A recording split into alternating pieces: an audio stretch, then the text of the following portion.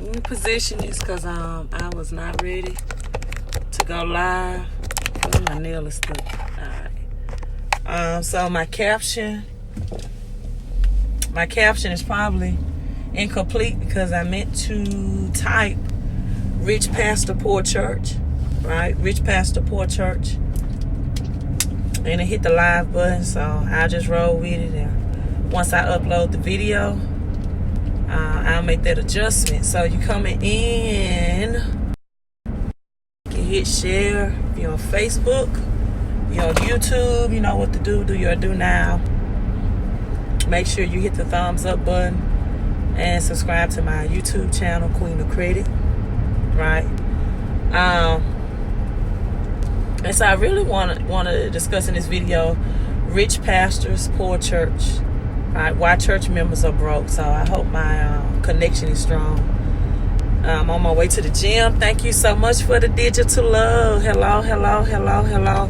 I have my living my best life t-shirt on, but I'm on my way to the gym to take care of my physical and mental health as well. Also, I am planning on it. I have some work I have to do, but I am planning on going live tonight on Facebook again to discuss medical collection debt and other credit card collection debt. You know, how to win against a credit card collection company, whether they sell your debt or you know, whether it's the original creditor, and other collection debt, utility bills, right? So I want to talk about debt validation, why it's powerful, why it can save you hundreds of thousands of dollars, and how debt validation does not cause a lawsuit, does not cause creditors to take you to court. There's many people who never request for a validation of debt, and they get summoned to court by a debt collector because once they receive their dunning letter, I tell you what that is, they do nothing, meaning they don't respond. So on the topic, let's go into credit church. Why most church members are broke, right? Why most church members are broke. Now, to get started, this is not a bash against tithing or paying tithes. I believe in paying tithes. So do millionaires. So do the rich and wealthy. If you study any book about millionaires or the rich and wealthy, their beliefs is that you must or you should give 10% of all your earnings to some type of nonprofit or charitable organization, right? That's number one. But it's who they choose to give that 10% to. Usually millionaires and the ultra rich do their due diligence. They do their research of where they are investing or giving that 10% into. Some of them develop and form their own non-profit organizations in which they donate to for whatever cause, right, that they believe in, that they strongly believe in. So number one, this is not a don't give your tithes and offering to the church because the pastor is driving a Cadillac or some type of luxury vehicle, and you know, the sisters of the church are cooking chicken plates for the pastors every Sunday, right? This is just an overview. Number one, I do not believe in giving your tithes and offerings to a church organization in which the pastor is not doing the things that the Bible instructs him to do as far as the duties of the church. So you look at Deuteronomy, and it gives pastors an outline of, you know, this is what I want the funds or the tithes and offering of this church to be allocated to.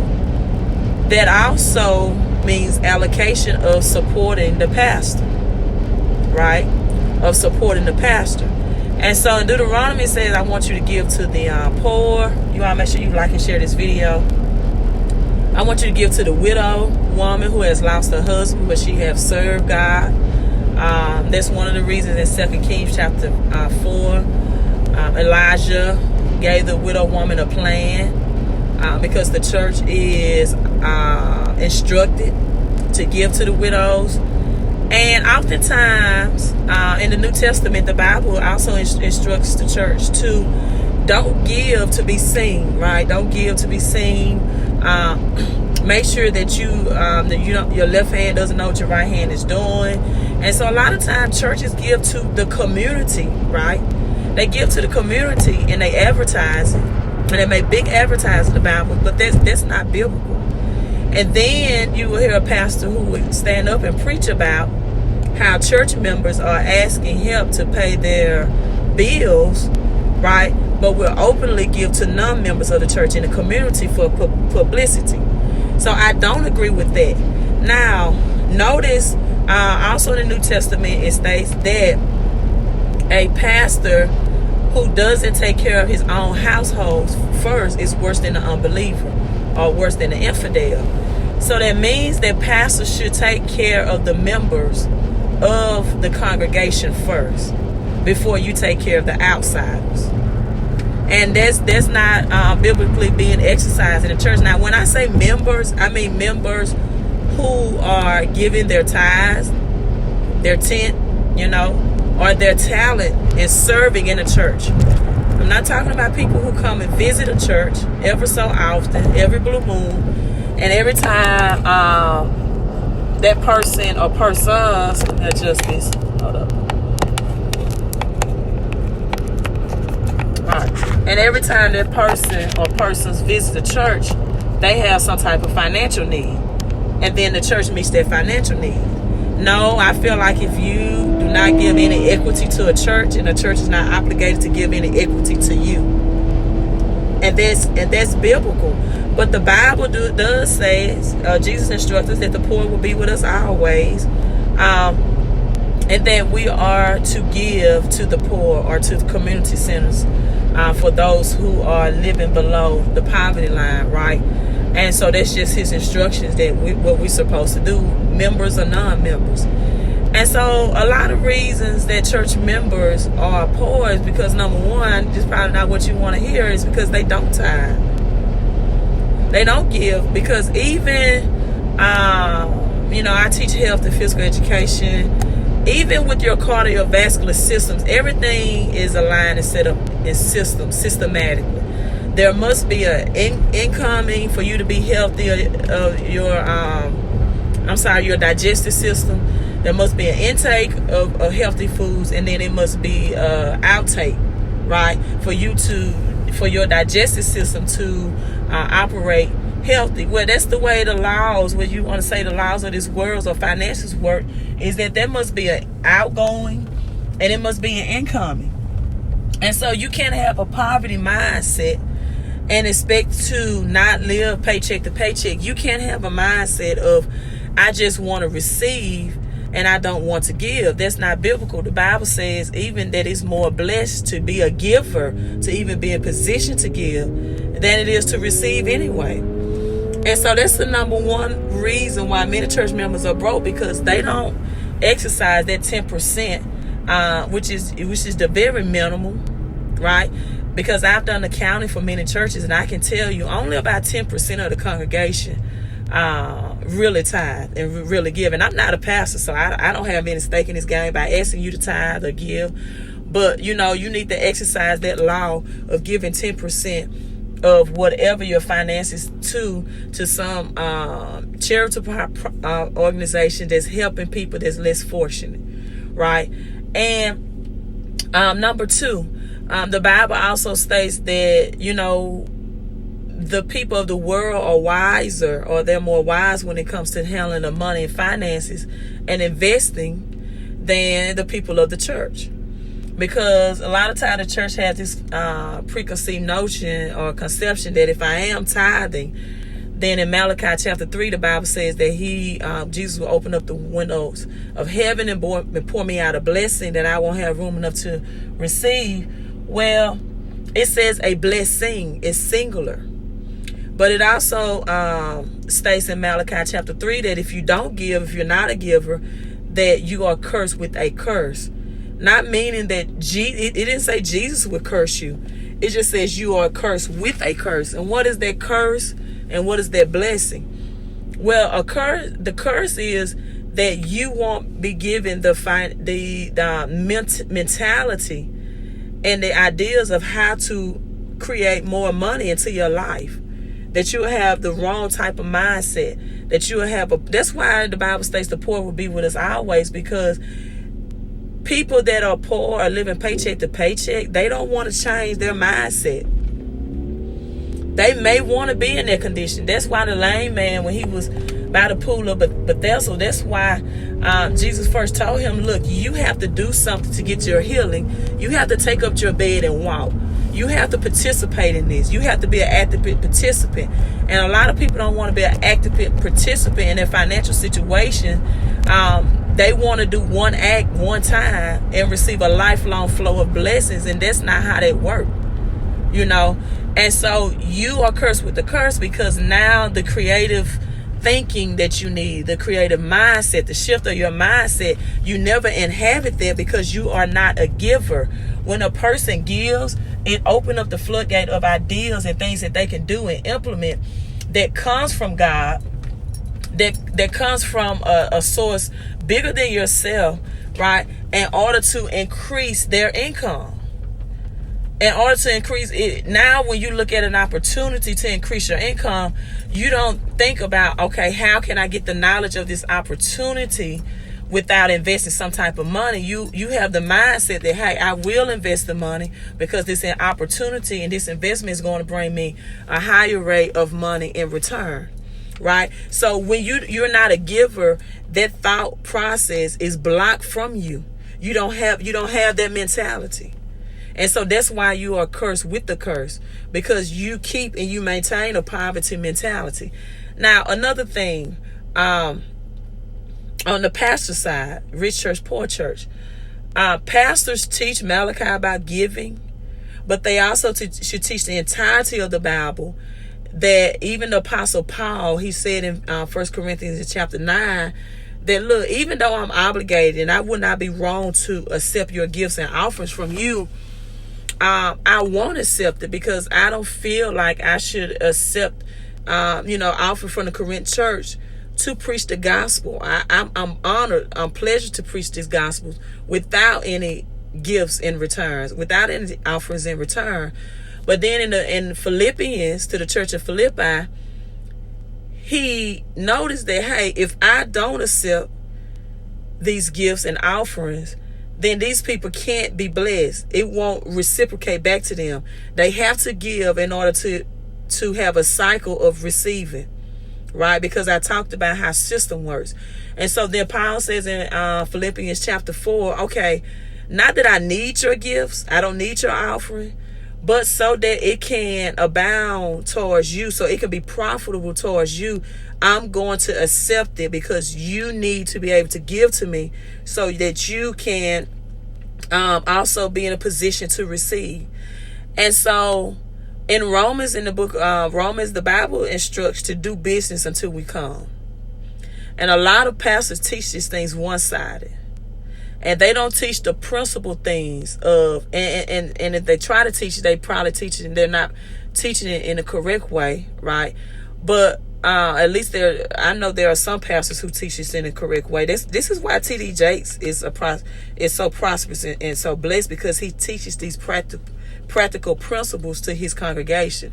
That number one, you can't have bad credit and think you're not going to live paycheck to paycheck. If you don't value your credit, you will live paycheck to paycheck, because bad credit eats up your cash flow, any income that you have coming in. Number two, you cannot not understand how to pay the lowest amount of taxes legally and expect to live positive cash flow. Right? You have to understand the tax gain and how to legally pay less in taxes, because with taxes and the prices increasing on products and goods and services in the economy, you have to understand inflation, you have to understand taxes, and you have to understand your credit. And number three, most churches or pastors are not preaching the biblical concept of 2 Kings chapter 4 of how to use the bank's money or how to use debt to create businesses right? In which you can get more money. And this is more advanced stuff, and why you need to form businesses. Because if you look in the accounting world, there are 4 assets columns on how capital is managed. And one of the assets columns is called human resources. This is why when you have a job, you report to human resources any payroll issues, any insurance issues, any discrimination issues. All of that is human resources, because the government now, as an employee, you are human resources of the government. And if you are in the employee bracket, it's why you need to read the book Rich Dad Poor Dad. He breaks down these brackets. You are paying the highest percent of taxes, which is the upper class and the middle class, in the United States. So now that you're paying the highest percent of taxes, and you're not making yourself being shifted from a human resource person producing money, because the government is capitalizing off you, your skills, your talents, your intellectual knowledge, your abilities. When you get up and work every day, the government capitalizes off you, and they charge you the highest taxes. But if you will shift that and change that into a legal business entity with your state, then you become in the lower tax bracket, right? And so a lot of people are operating as employees, and they're tax high. They have bad credit. They're paying high in taxes. And then they don't understand how to use debt, which is this. They don't understand how to use paper money or assets to invest in physical, tangible assets like real estate, like art, like gold, like silver. God-made products. They don't understand how to use debt, because it tells you right here, this note is a legal tender for all debts, public and private. So they don't understand how to use this, which is debt, to invest in physical assets that will bring them more cash flow. They think that debt is a curse, and that's not what Malachi is talking about. And they don't understand that they can ever get access to capital and this paper money, right? You can get tangible, real assets. That's what the slaves fought for. That's why when the slaves got free and they were not able to get the bank's money and capital, and they were discriminated against, over $75 million was stole from slaves, from freedmen banks, savings banks, because the Jim Crow law made it hard for them to own land. And so that's why most African Americans, blacks, have to understand today that you need to understand how to use the bank's money, right? You need to understand how to use this paper money to get physical access to things like land, like houses, not just your house. And a lot of times the middle class overpay for their personal home, and they never invest. That's why the Bible says, I will give you houses you didn't build. The Bible never meant for you to have just one house. It wanted you to be landlord. It wants you to be property owners, so that you can have real tangible assets in which you will always have an income or influx of money coming into you, and not just always an outcome where you're just paying bills. You wasn't meant to just pay bills, go to work and die. And that your only source of income is when you get up and go to work and use your physical gifts, talent, and skills to make someone else rich. Because the business owner that owns that job that you go to, they pay less in taxes. Why? Because they are overseeing you, which is the biggest human resources to the government. Well, and I'm saying government, but the federal banks, which is not the government. And so you give all your taxes, your tax high, and you give all this to the federal banks, and the big business owners that oversee you pay less in taxes. And that's the game between the rich, the upper middle class, and the lower middle class. The upper middle class and the lower middle class don't understand how to shift themselves out of being employees. So in essence, if you're paying high in taxes, you're still under slavery, right? And so the last thing, a lot of this is not taught in churches, but it's all biblical concepts.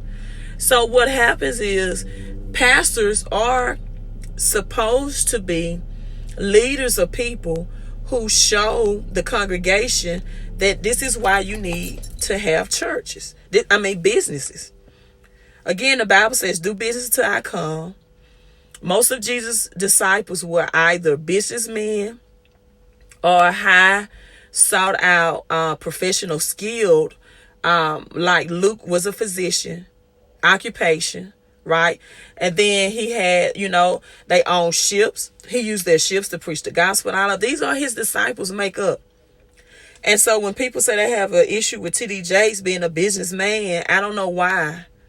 Because that's instructed by God, and we need to teach the church how they need to become business-minded as well.